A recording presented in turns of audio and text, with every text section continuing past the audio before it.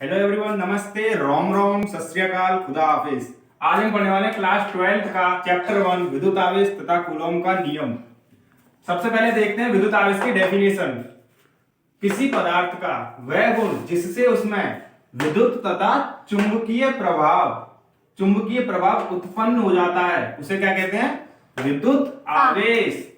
इसे Q से प्रदर्शित करते हैं। किससे? Q से।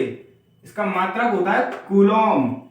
और अगर आप एमकेएस पद्धति में पढ़ोगे तो इसका मात्रक एम्पियर प्रति सेकंड होता है। और इसका सूत्र होता है Q equal to n e, जहां पे n क्या होती है? इलेक्ट्रॉनों की संख्या, जो कि आपको क्वेश्चन में दे रखी होगी या फिर आपको आवेश देकर के आपसे n पूछेगा। और इसमें e जो होती है, इसका जो मान होता है वो फिक्स होता है 1.6 इंटू 10 की पावर माइनस के 19। अब इसकी डेफिनेशन को समझते हैं जरा।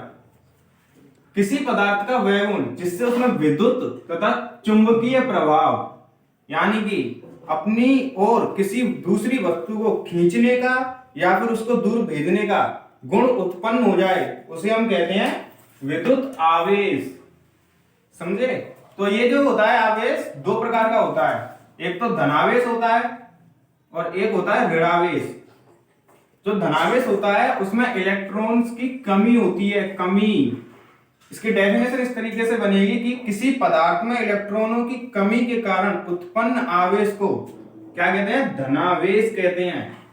और जो ऋणावेश है उसको इस तरह से व्यक्त करेंगे कि जैसे किसी पदार्थ में उत्पन्न इलेक्ट्रॉनों की अधिकता के कारण उत्पन्न आवेश क्या कहलाता है? ऋणावेश कहलाता है। तो इसके कुछ गुण होते हैं, उन गुणों को समझते हैं। सजातीय और विजातीय। सजातीय समझते हैं सबसे पहले। सजातीय क्या होता है कि दो आवेश होंगे, उनकी प्रकृति एक जैसी होगी, या तो दोनों प्लस प्लस के होंगे या फिर माइनस माइनस के होंगे। अगर आवेश सजातीय होगा तो उनमें क्या होगा? प्रतिकर्षण, यानी एक दूसरे को दूर भेजेंगे। जैसे कि अगर विजातीय होगा, विजातीय में होता है एक प्लस का एक माइनस का, या फिर एक माइनस का एक प्लस का। उसमें क्या होता है? आकर्षण होता है, मतलब कि अपनी ओर खींचता है।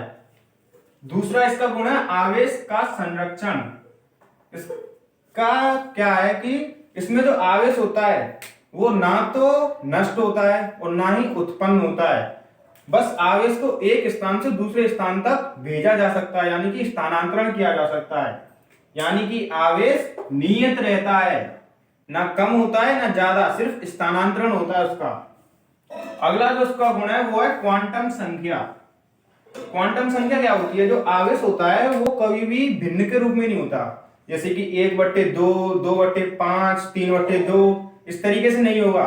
वो होगा तो फिक्स होगा, 1, 2, 3, 4 इसी तरीके से चलता जाएगा। जैसे कि ये जो है ना, ये 1/E, 1/3 E, ये नहीं होगा।